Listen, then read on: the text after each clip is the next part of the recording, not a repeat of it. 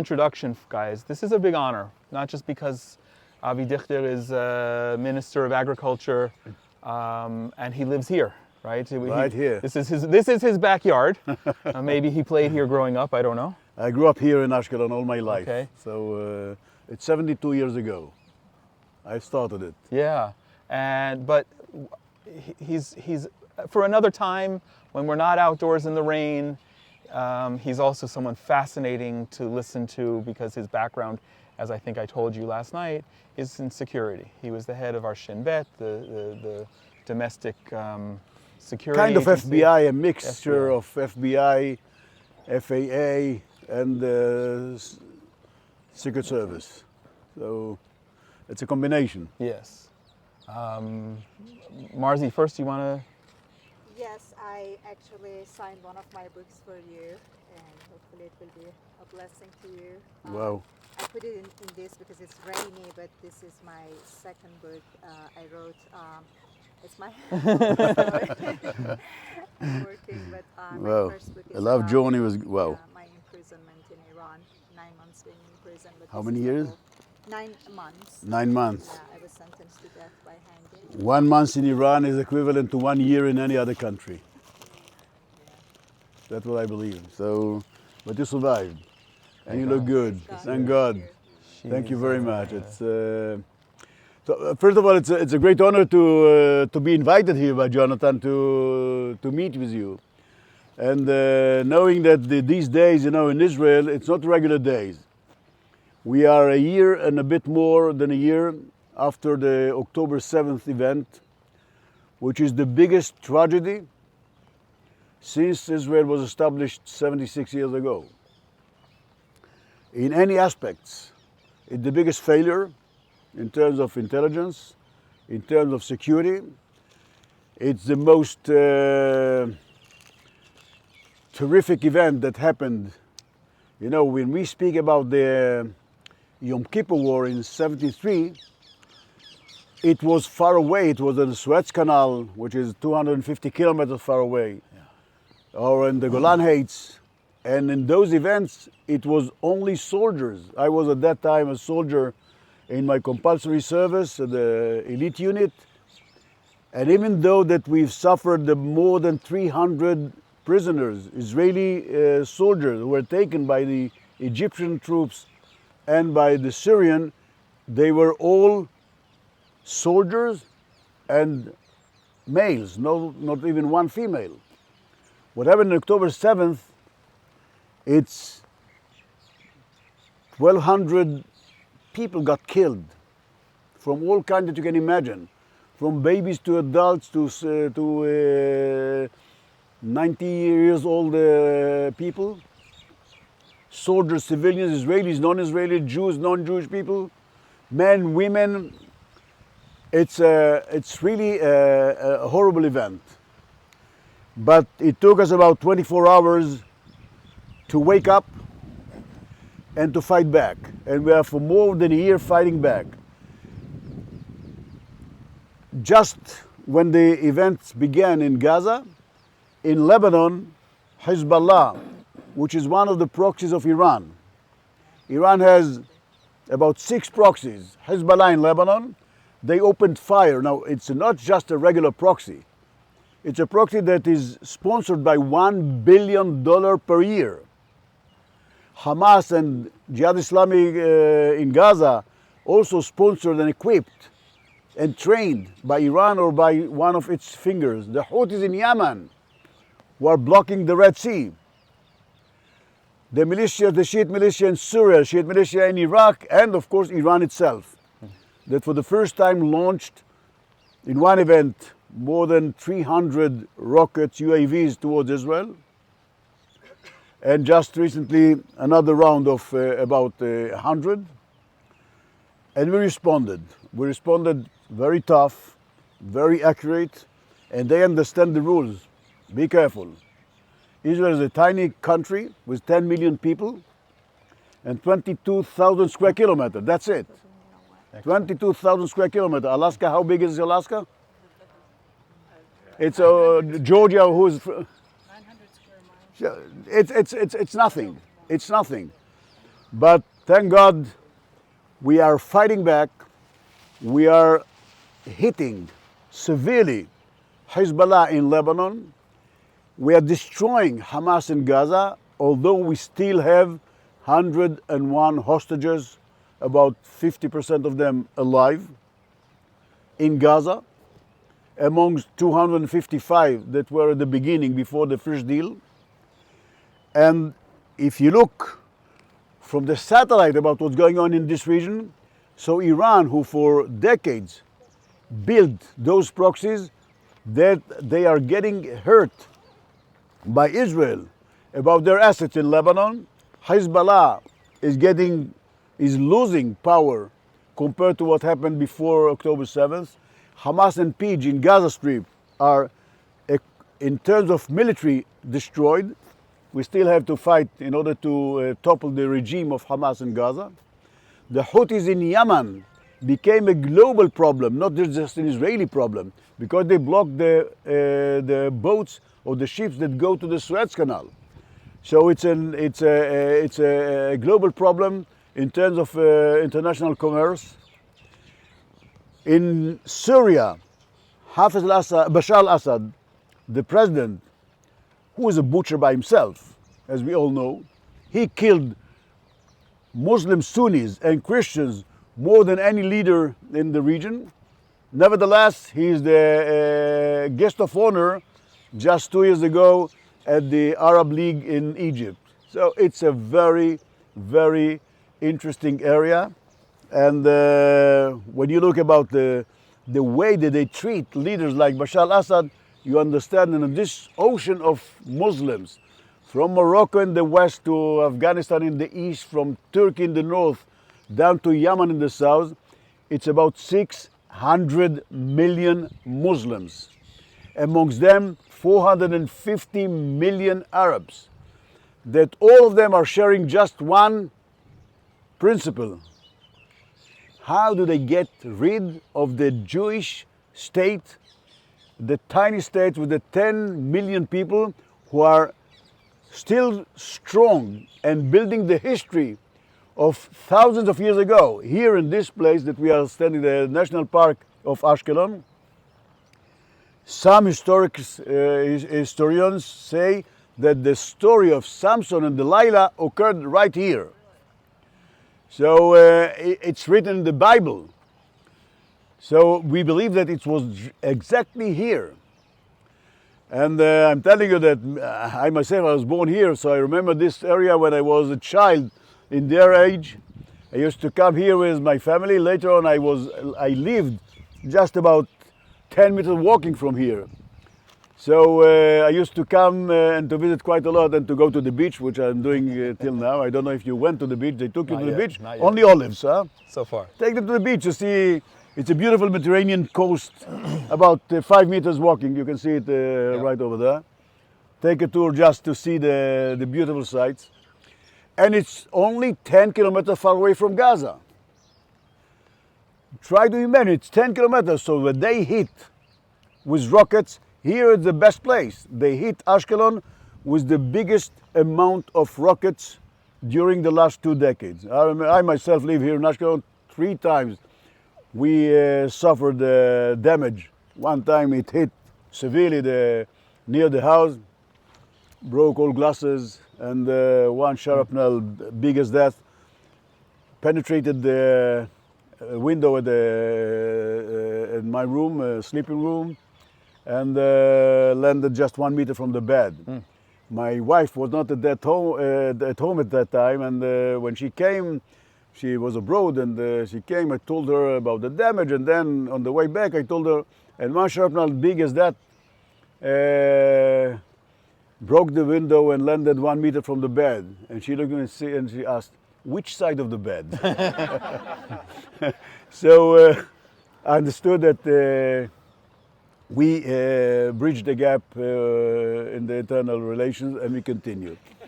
And when we speak about the October 7th, it's very interesting that they didn't feel mercy for anyone. Yeah. For anyone. Never mind, even though they knew that some Muslims were there. Here's Zayadne. and he knows one of Yusuf's family was hijacked, was taken prisoners. Is that right, Yusuf? was took, זה היה נכון? לקחו אותם. They took a family.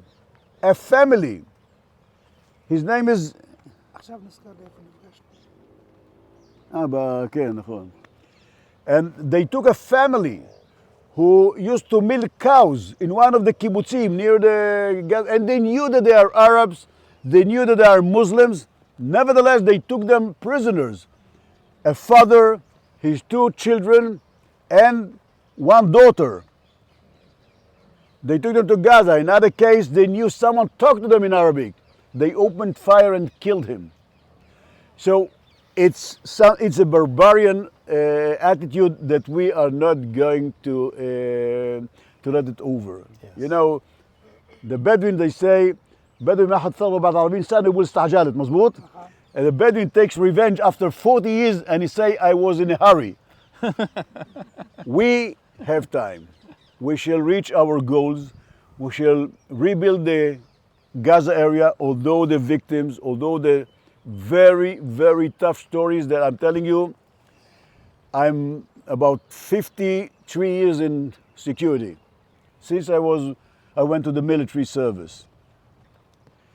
And I don't think that in the history of this region we have such a brutal story, which is a true story. And we know the people, some of them, we know how families were killed just for one reason: they are Jews. But unlike the Holocaust, when my parents are Holocaust survivors, they lost all their family during the Holocaust in Poland, in the east side of Poland. And the difference was that in the Holocaust, nobody claimed for help, because those who could help you, they were taken together with you to the gas chambers or to the mass graves. While today, even though the tough story of October 7th, we know that they called for help. In some cases, we failed to help them. There were no troops to help them. But within 24 hours, we changed the situation. And we shall rebuild the whole area. I am the Minister of Agriculture and Food Security. And in terms of agriculture, it's 100% back in the south. In the north, we still have fire. But we shall not just bring it back to the situation and the position of October 7th, it will be much bigger. I'm telling you, the next time that you come to Israel and you go to work over there, you'll see something that you have never seen before. We work on it, and you and the kids who are here, when they will come next time, I can assure you, you shall see a flowering country, flowering area, flowering people, but they remember. We don't forget. And that's our habit, don't forget. Since the biblical time, when Moses and the Jews left Egypt, and the barbarian at that time killed those weak people who were at the tail of the whole thousands of people who went from Egypt to Eretz Israel, to Israel. And it's written in the Bible, do not forget what Amalek did to you when you went to the desert and they killed the weak people. Killed them, took them as hostages. We are not forgetting. But we don't stand in the past. We remember the past, but we work for the future. And that's our determination. And you cannot imagine how I'm proud to be with you as people who come from overseas during a war to do just the most simple issue, to take olives and to collect it. And olives, it's the basic trees that you have here in Israel. Yeah. So thank you very much. What's the message for all of these? We're 18 people from Alaska, from Georgia, from Colorado, from Arizona, Tennessee, New Jersey originally, Texas once upon a time, What's the message for people to take back so that next year we're not 18 but 180? First of all, 18 people in Hebrew, it's a very significant term. It's Chai, Think about it. which means living, Yes. so life. Yeah. So that's when I heard 18, I said, wow, is it deliberately 18 or it's God's decision to bring Forgot. 18 people here to It Israel? started at 18. Yes. That was the day that I was released. Also yesterday, Nachum, right. And you are carrying a different background from Iran to Alaska to the other states in the US, and we are here in Ashkelon, Israel. I'm telling you, we say in Hebrew that a small light gets rid of a lot of darkness. So don't wait to see a projector to get rid of the darkness.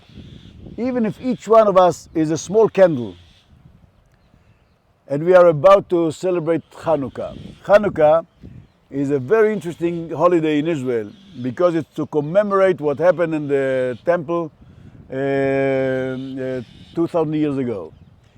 And every day we light another candle. I mean, we begin with with one, then two, up to 8 candles. But the first candle is the most important one. Why? Because amongst the darkness, a small candle can bring such a light to the room, to the soil of people. And I'm sure that the whole world is grosso modo divided in 2 parts: the good guys and the bad guys. And I'm telling you, even though the good guys might be a minority sometimes, but always, if you believe, the good guys will defeat the bad guys. Yes. It's always work. You have to be determined. You have to be strong, because this world is not tolerated to weak people. And you have to strengthen the weak people, but you have to be strong as a state, as a country, as a family, as a community. And it's not enough to be strong in your country. You have to build the chain with other good guys from other countries. And it's not a secret that the US is the best strategical ally that Israel has for many years. And we do believe that the values that we are sharing is very similar to the values that you have in the US. And some people ask me several times, Avi, why don't you become the 51st Stay. star in the American flag? I said that if we become the 51st, we are losing and the US is losing. So we are a state here in the middle of an ocean of hostile people. I'm sorry to say it, but it's a hostile area. That the spot of the state of Israel, it's such a small country. Whenever I need to write the word Israel on the map, I need to borrow part of the Mediterranean, because we don't have space to write it, just the name. And try to imagine if the ocean which is around us will cover the state of Israel. That will shut off the last light in this region. There are no democratic countries in this region. And you know it from Iran. Try to imagine in Iran, since the revolution in '79, they had 2 leaders. Khomeini and Khamenei, the current one. 2 leaders. How many leaders you had in the US? How many prime ministers we had in Israel? That's the difference between democratic countries who are voting for the leaders. You know that even in Russia, Putin is for decades. And I remember in one of my meetings, I was head of the Security and Foreign Affairs Committee, and we met with other counterparts in Russia. It was in 2016 at the elections where Trump was elected the first time, just before the elections. And they told me, Avi, you know, grosso modo, we are in Russia, we are a democracy very similar to the US. I said, all right. We have a slight difference. I said, what's the difference? Say, in elections, the procedure in the US is very clear. The results are unknown. I said, all right, and what about you? He said, in Russia, the procedures are known. The results are well known. So that's the difference between a democracy or democratic countries and non-democratic countries. And if in this region, which is an ocean of non-democratic countries, if the light of Israel, that they try to shut it off, and we are lighting it time and again, and we don't do it by ourselves. The US is the best and the biggest and the most important supporter of the existence of Israel. And we had other allies, but not even one is close to the United States. Yeah. So that's the message. Thank you. It's you know, when if God will ask you, I'm ready to give you a third eye. Where are you going to put it? What do you say? Where are you going to put the third eye? If God gives you a third eye? Behind. Behind. So I'll tell you, 99.9% of the people say behind. And I say no, put it on your finger. On your finger you can put it behind, you can put it everywhere. Everywhere. This is someone who has been in So security. we are the third eye of the United States. So take it into account. Beautiful. And be safe and enjoy staying in Israel and come back and send the kids back to Yes. Israel. And as we say, Am Yisrael Chai. Am Yisrael Chai. That's We have one more gift for you. This is our logo that we Wow. made. It brings in a verse from Romans in the New Testament, which speaks about us as the Jewish people being the root and supporting the branches, which are the Gentiles, which are our Christian friends. And that's important, but it also brings in the prophecy from Ezekiel that the land will prosper once we come back. So here Wow. we are, taking from the fruit of the land that's now prospering again. Wow, Toda Rabba. Thank you And very as much. Minister of Agriculture, God willing, Yeah, we'll that's the continue. green. Can we do a quick picture? Does everyone come in? We're Yeah. going to do a group picture. Ariel and we'll take. Come. Tahiyati.